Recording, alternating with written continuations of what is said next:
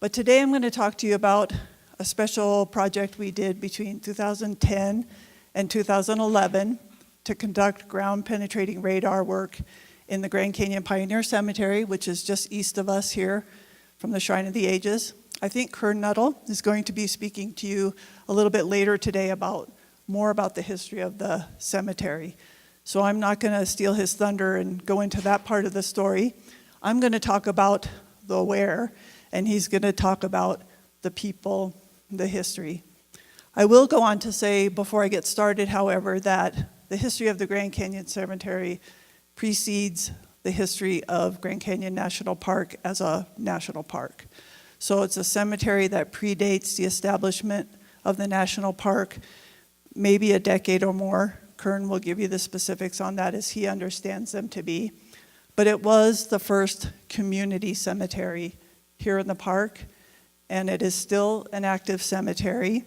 And because of that, we needed to take care in how and where we were laying people to rest. Old records, traditional ways of mapping the cemetery were not sufficient to tell us about where people were and to make sure we didn't unearth someone when we were trying to place new burials.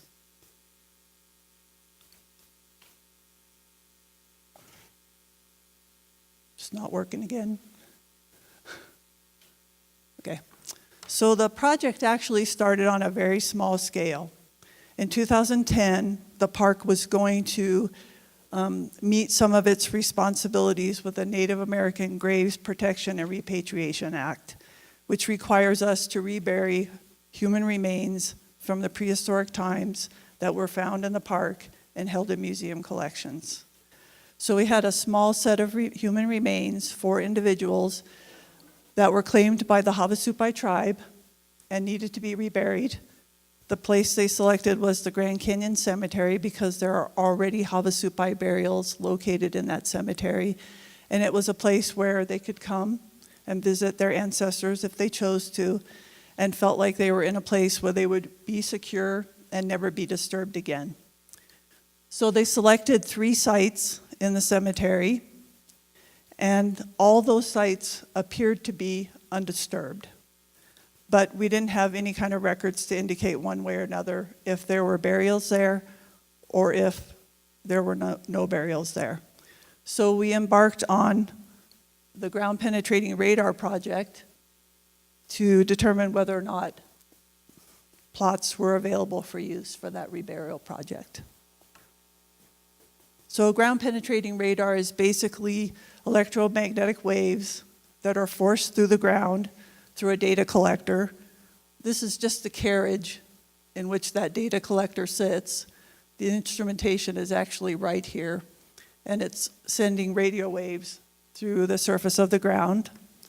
This particular piece of equipment could detect discontinuities, as they're called, which are pits, graves, rocks, objects other than soil that were the size of a softball and were at a depth between 3 and 16 feet. So it's pretty high accuracy in being able to determine whether or not there were subsurface features in the cemetery.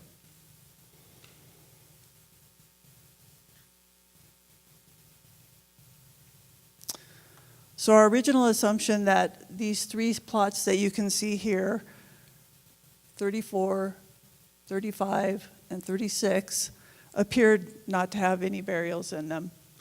From our GPR investigations, we came to learn that there was actually a grave site in site number 35. That's what this symbol indicates.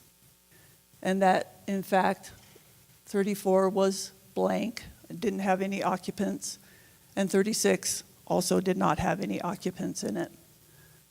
Havasupi preference was to place the human remains in plot number 34 because it had a very large ponderosa pine tree, which is still there and growing and healthy, and sage plants. So they selected that site. Archaeologists monitored the excavation to make sure that what the GPR thought it was seeing was actually what it was seeing, and there were in fact no human remains in the burial site, and it was used for the repatriation in 2010. So based on the success of that project, and also on the basis of our earlier maps, which were based completely on surface evidence, we decided that it would be wise to conduct a full-scale GPR investigation of the entire Grand Canyon Cemetery, and also to map all the surface evidence. So the map you see here, unfortunately the colors are not showing up very well. The map you see here is based strictly on surface evidence. The little red dots that you're looking at are headstones, and then you see the plots arranged in the different sections of the cemetery. There are 11 sections in the cemetery, with this being section 1, 2, 3, 4, 5, and 6. This is 7, this is 8, this is 9, this is 10, and this is 11. So 11 sections, over 300 plots in the cemetery, with mixed knowledge about who was buried there, where they were all buried, where unmarked burials were. Again, the colors aren't showing up, but in this scheme, there are different colors used to indicate different things. So in this map, all these plots here were assumed to be unused because there wasn't information either in paper records or on earlier maps about who occupied those spaces. And you see that in various places throughout the cemetery. So it was a good premise to start with, but it wasn't very good for managing future burials because there was a high probability that you would make a mistake and disinter someone when you were trying to bury someone else. So the GPR project was critical for us to get that subsurface understanding about what was really happening in the cemetery. I've already explained how the GPR works. It's basically electromagnetic signals that are sent through the surface of the ground. And this is the data collector screen that the operator uses when they are sending the signal and collecting the signal as it comes back up.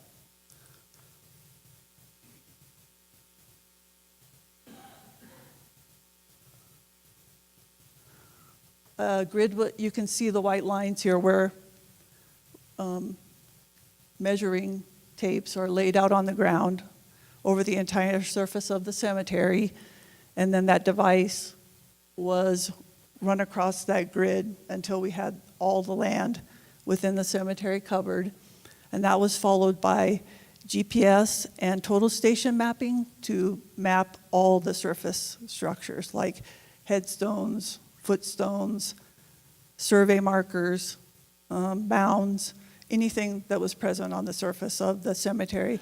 And it included things like trees, the fence, just so that we have a complete picture of surface and subsurface structures in the cemetery.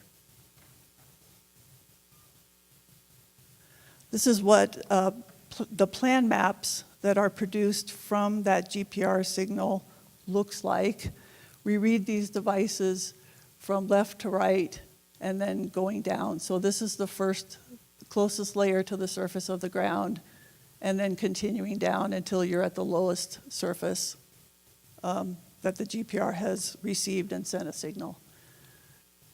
I'm not an expert at reading these, so we partnered with the University of Kentucky, their archaeological survey, because they are specialists in GPR survey, so they are the ones that did this analysis for us.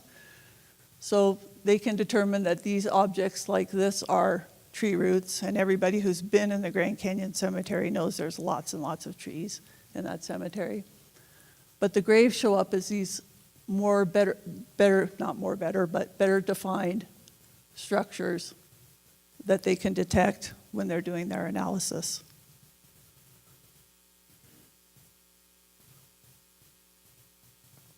Ultimately, from that data comes the map that we use today to tell us how to manage the cemetery and where burials are. So I'll point out a few things to you. I don't know how well you can see them where you are. It's kind of hard for me to see in the light that we have here. But again, these little red squares are burials. And you notice that many of them are actually not in any cemetery plot at all. How might that have happened? Well, I already explained that the Grand Canyon Cemetery has a long history, And it was developed before the cemetery was laid out into official plots with sections and plot numbers. So there are burials that occurred prior to the development of this system, and I think Kern will talk about that, so I won't go into too much detail. Another thing that you see are these gray outlines are burial pits. They're not actually individual human burials, but they are burial pits. And in this case, there's a number of burials in this part of the cemetery, so it looks like it's a huge excavation, and it's just overlapping excavations that have combined into a signal together to display that large ground disturbance. But from this work, we were able to identify how many sites were left available for reburial, how many sites had unnamed or unmarked burials within them, and it just helps us manage the resource into the future so that we don't disinter someone accidentally when we're trying to do burials going forward.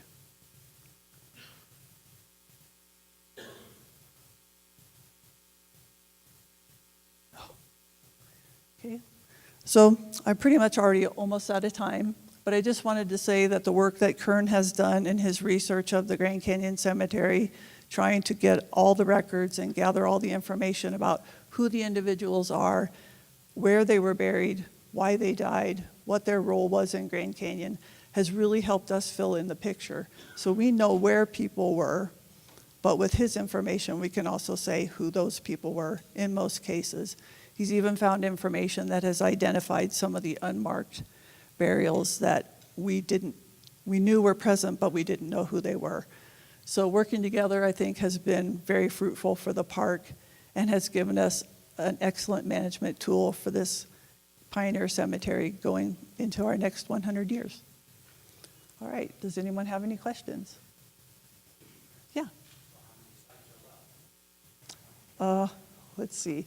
There are really, I should say that the cemetery did close this year to new burials, except for people who were able to reserve them in the old days. So up until 1966, people who lived and worked in Grand Canyon for 3 consecutive years or more could reserve a spot in the cemetery. And so the spots that are left are for that purpose. It's around 10 or 12. I forget off the top of my head, but not very many. Yeah. I noticed that the marker for the reinterred native remains has names on it. What are these names? For the individuals? It actually, no, it doesn't actually have any names. It just says the Havasupi treated them as if they were their next of kin, their direct next of kin. So it has the Havasupi word for Havasupi people, and it's just a way of documenting that these are our ancestors and we love them today. That's what's on the base. It's the Havasupi word for the tribal name.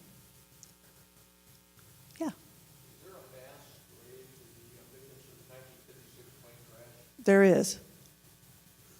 Yeah, you can see the monument there, and it lists the passengers and the pilot, the crew that was in the United airplane.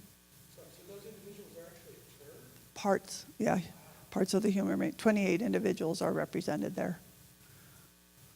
Any other questions? Yeah.